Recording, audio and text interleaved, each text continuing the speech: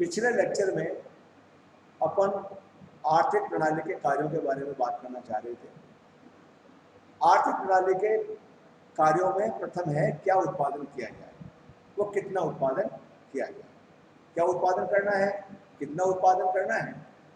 तो जैसा कि मैंने आपको बताया था कि पूंजीवादी आर्थिक प्रणाली में तो हम ये मान करके चलते हैं कि उपभोक्ता बाजार का राजा है और वह किसी भी वस्तु को जिसको चाहे वो खरीदेगा, और जो वस्तु वो खरीदेगा वो ज़्यादा बिकेगी, ज़्यादा बिकेगी तो विक्रेता को लाभ होगा। विक्रेता का मतलब उत्पादक भी शामिल मान लेते हैं इसमें, उसको लाभ होगा। और लाभ के दृष्टिकोण से व्यक्ति उत्पादन कर रहा है तो निश्चित रूप से उसी वस्तु का उत्पादन होगा जो लाभप्रद होगी। इसका मतलब क्या उत्पादन किया जाए व कितना उत्पादन किया जाए, पूंजीवादी अर्थव्यवस्था में ये माना जाता है कि बाजार में उपभोक्ता is a king of the market and as in the politics the voter decides the government, same is case of in case of production in capitalistic economy. अर्थात पूंजीवादी अर्थव्यवस्था में यही स्थिति होती है, यानी नोट रूपी जो वोट होता है वो उत्पादन की क्रियाओं को संचालित करता है। तो पहला तो ये होगा क्या उत्पादन किया जाए, कौन डिसाइड करेगा, उपभोक्ता डिसाइड करेगा। और कितना उत्पादन किया जाए, अब कितना उत्पादन किया जाए ये डिपेंड करेगा डिमांड के ऊपर कि वस्तु की डिमांड कितनी है। जितनी ज़्यादा डिमांड होगी उतना ज़्यादा उत्पादन होगा। परंतु उत्पादन तो होगा वस्तु का, पर प्रोडक्शन की जब बात आएगी तो प्रोडक्शन में चूंकि बहुत सारी फर्म होंगी, मैंने कल को आपको बताया था कि फर्म किसे कहते हैं, किसी भी उद्योग की जो सबसे छोटी इकाई होती है फर्म होती है। तो वहां पर बहुत सारी फर्में होंगी और फर्में अपने अनुकूलतम बिंदु के आधार पर उत्पादन करेंगी। अब ये चूंकि अलग विषय हो जाएगा इसलिए अपन यहाँ इतना ही पढ़ लेते हैं कि पूंजीवादी अर्थ प्रणाली में पूंजीवादी अर्थ प्रणाली में ये बात उपभोक्ता डिसाइड करेगा कि बाजार में किस वस्तु का उत्पादन होगा, और जो फर्म उत्पादन करेगी या उत्पादन करती है वो अपनी सीमांत लागत और सीमांत आगम को ध्यान में रख करके अपने संतुलन को देखेगी और जो उसका लाभ का क्षेत्र जहां होगा वहां उत्पादन करेगी। दूसरी स्थिति आती है इसमें अपनी आर्थिक प्रणाली अपनी साम्यवादी। तो मैंने आपको बताया था पिछले लेक्चर में कि साम्यवादी जो आर्थिक प्रणाली है उसमें सारी शक्तियां केंद्रीकृत होती हैं, सरकार के हाथ में होती हैं, उनके पोलिट ब्यूरो के हाथ में होती हैं और वही डिसाइड करते हैं कि क्या उत्पादन करना है वो कितनी मात्रा में करना है, क्या उत्पादन करना है, कितनी मात्रा में उत्पादन करना है, ये कौन करेंगे वहां पर, वो डिसाइड करते हैं।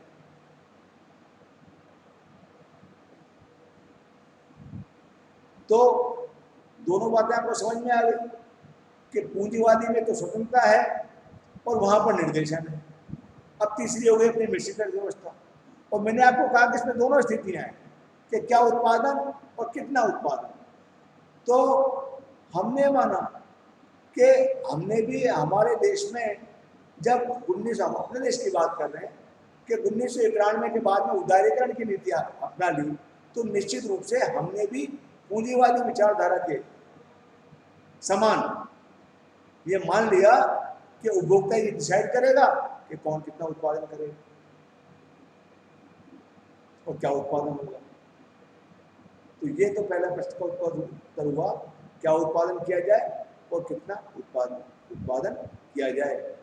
तो बेसिकली पूंजीवादी में और मिश्रित में तो उपभोक्ता डिसाइड करेगा और साम्यवादी में गवर्नमेंट डिसाइड। क्लियर। दूसरा ये है,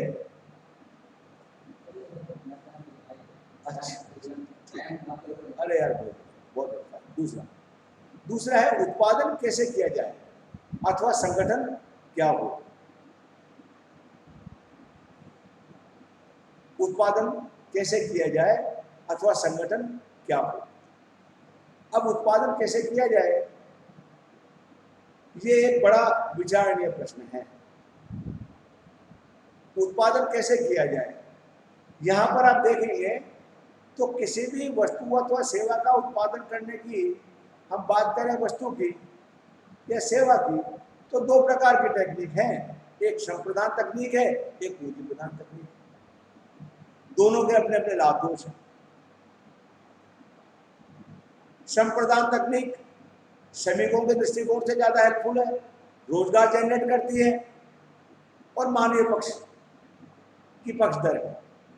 पूंजी प्रधान तकनीक यह कहती है कि मशीनों के माध्यम से हम अधिक कुशल उत्पादन कर सकते हैं, न्यूनतम लागत पर कर सकते हैं और कम कीमत पर बेच सकते हैं।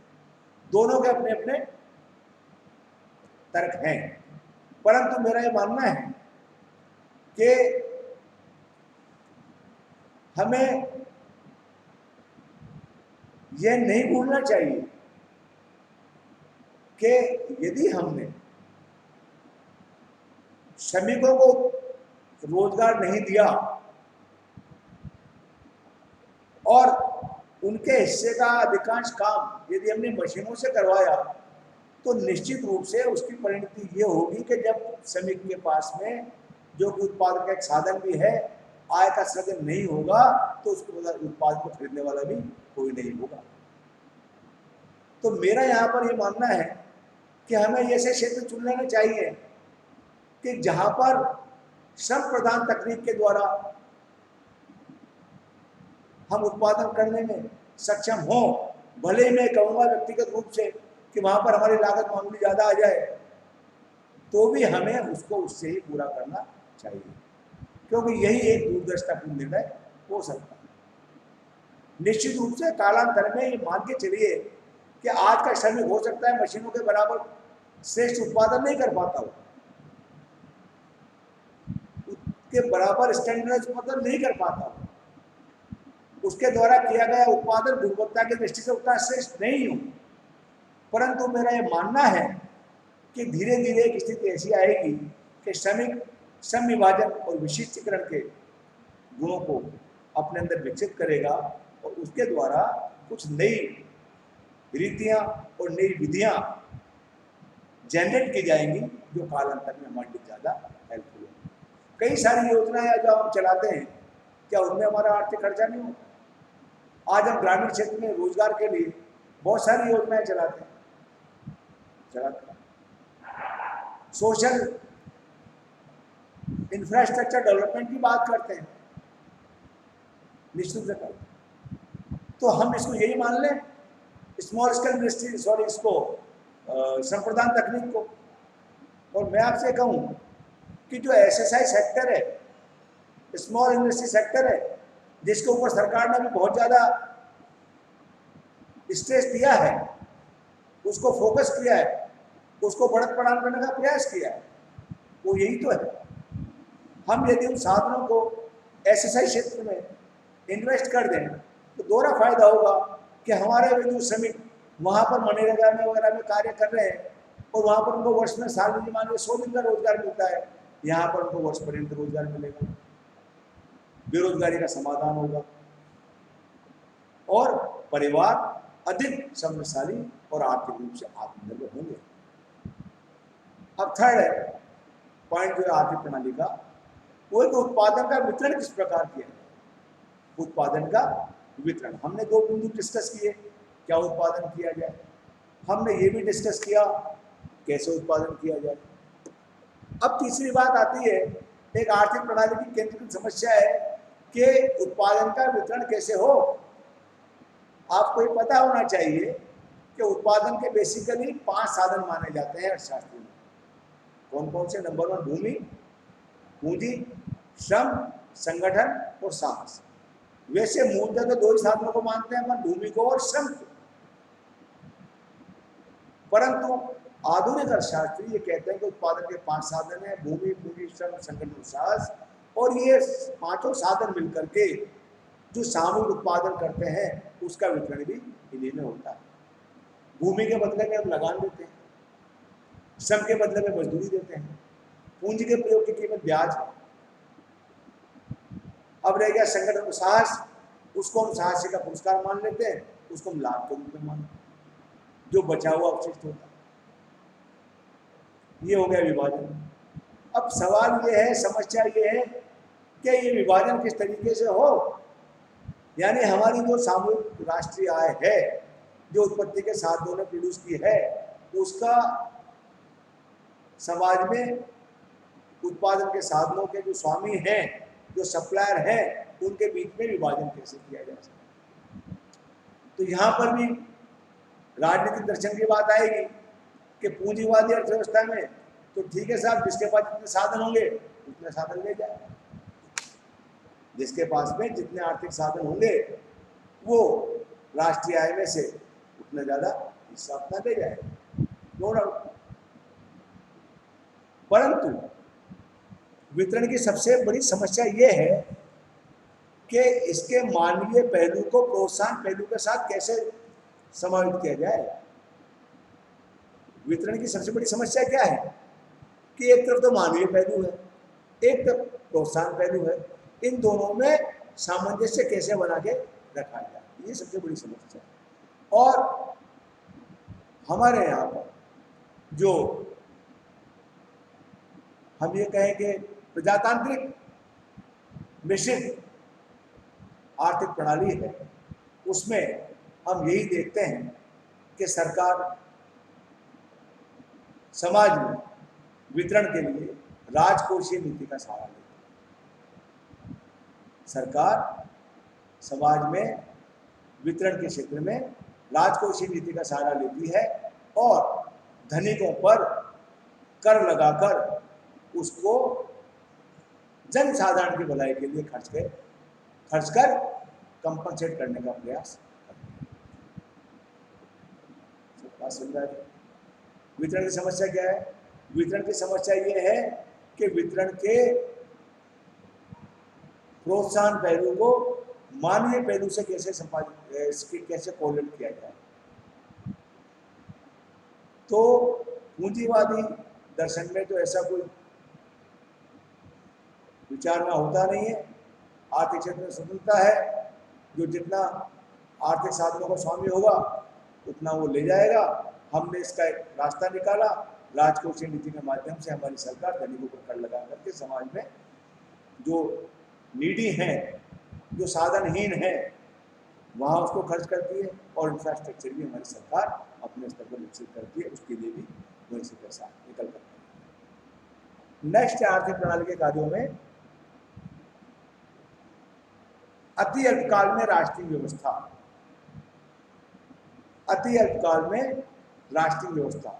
अब अल्पकाल, अति अल्पकाल, दीर्घकाल, अति दीर्घकाल, ये शब्द अर्थशास्त्र में भी प्रयोग होते हैं और यहाँ पर बेसिकली किसे अति अल्पकाल माना जाए, किसे अल्पकाल माना जाए, किसे दीर्घकाल माना जाए, किसे अति दीर्घकाल माना जाए, ये इंडस्ट्री टू इंडस्ट्री भी डिफर करते हैं। परंतु सामान्य शब्दों में यह है कि अति अल्पकाल तो वह होता है जहां हम वस्तु की पूर्ति को मांग के अनुरूप बिल्कुल भी नहीं बढ़ा सकते। क्या अति अल्पकाल का मतलब? वह समयावधि या वह समय काल जिसमें वस्तु की पूर्ति को या वस्तु की पूर्ति में किंचित मात्र भी परिवर्तन नहीं कर सकते मांग की तुलना में, तो उसको हम क्या कहते हैं? अति अल्पकाल कहते हैं। यहाँ पर डिमांड पक्ष ज्यादा प्रभाव रखता है। डिमांड बढ़ जाएगी तो प्राइस बढ़ जाएगी, डिमांड घट जाएगी तो प्राइस बढ़ जाएगी। दूसरा होता है अल्पकाल। अल्पकाल में हम ये करते हैं कि प्लांट की जो विद्यमान क्षमता है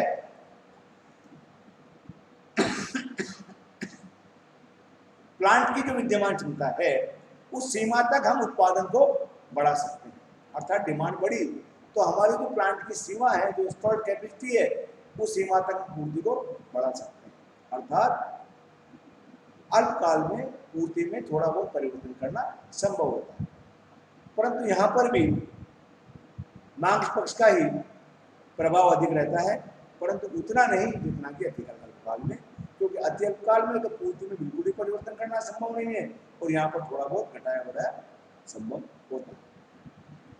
तीसरा होता है दीर्घकाल। दीर्घकाल में मतलब ये कि जब मांग के अनुरूप पूर्ति को घटा बढ़ा सकते हो तो दीर्घकाल कहा जाता है।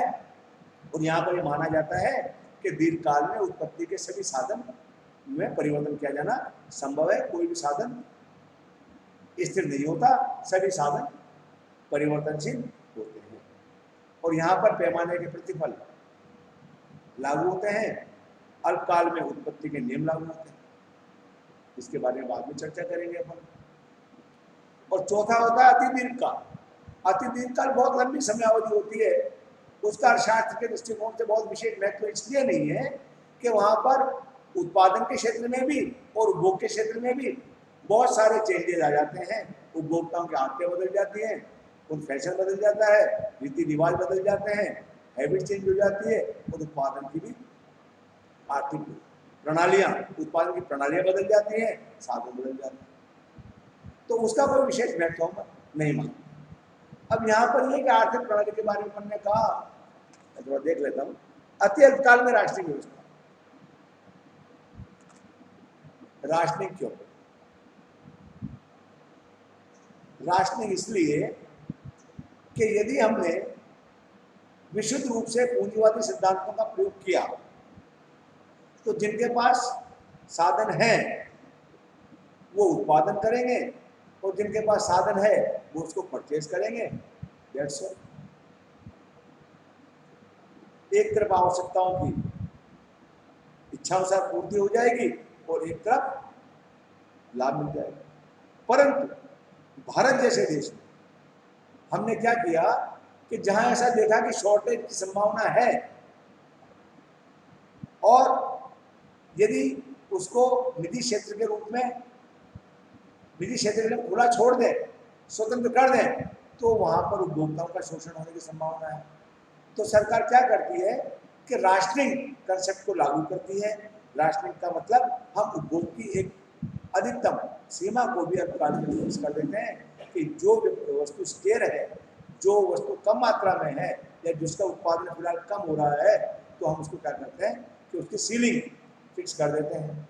बहुत दूर की बात नहीं है, जो सीमेंट आप आज गुलाब देख रहे हैं, वर्षों पहले ये खुला नहीं था, परमिट सिस्टम था सीमेंट के क्षेत्र में।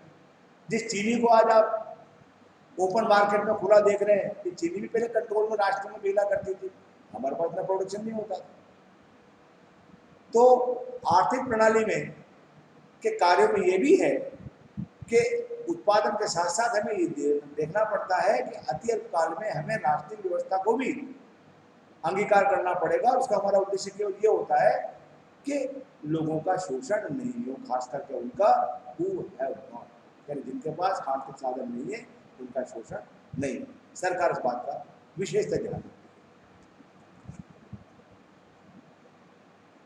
और आर्थिक प्रणाली के एक दो कार्य और हैं। साधनों के पूर्ण रोजगार की व्यवस्था। साधनों के पूर्ण रोजगार की व्यवस्था का मतलब देखिए, हर अर्थव्यवस्था में एक संतुलन होता है। क्या संतुलन होता है? आय और रोजगार। आय और रोजगार। एक धनी व्यक्ति में या धनी राष्ट्र में और एक निर्धन राष्ट्र में बेसिक डिफरेंस क्या है? धनी राष्ट्र में और एक निर्धन राष्ट्र में बेसिक डिफरेंस ये है कि एक धनी राष्ट्र में आय और रोजगार का संतुलन उच्च होता है और एक निर्धन राष्ट्र में आय और रोजगार का संतुलन नीचा है। इसका परिणाम क्या होता है? इसका परिणाम ये होता है कि धनी राष्ट्र में उत्पादन के अधिकांश साधनों को कार्य मिलता है और जब साधनों को कार्य मिलता है तो उनकी आय भी अधिक होती है, उनका जीवन स्तर भी अधिक होता है और वो ज़्यादा संतुष्ट होते हैं। और निर्धन राष्ट्रों में निश्चित रूप से ऐसा नहीं कि उनके पास में कोई प्राकृतिक साधन नहीं होते, मानवीय साधन नहीं होते, ऐसा नहीं है, पर दे आर अंडर यूटिलाइज्ड और अनयूटिलाइज्ड। इसका परिणाम ये होता है कि वहां पर आय और उत्पादन का नीचा संतुलन स्थापित होता है। परिणाम ये होता है कि लोगों की आय भी कम होती है और उनकी उपभोग क्षमता भी सीमित होती है। मैं समझता हूँ पॉइंट्स अभी और भी है डिस्कस करने के लिए, इसलिए अब जो अपना नेक्स्ट लेक्चर होगा तब इस पर डिस्कस करेंगे।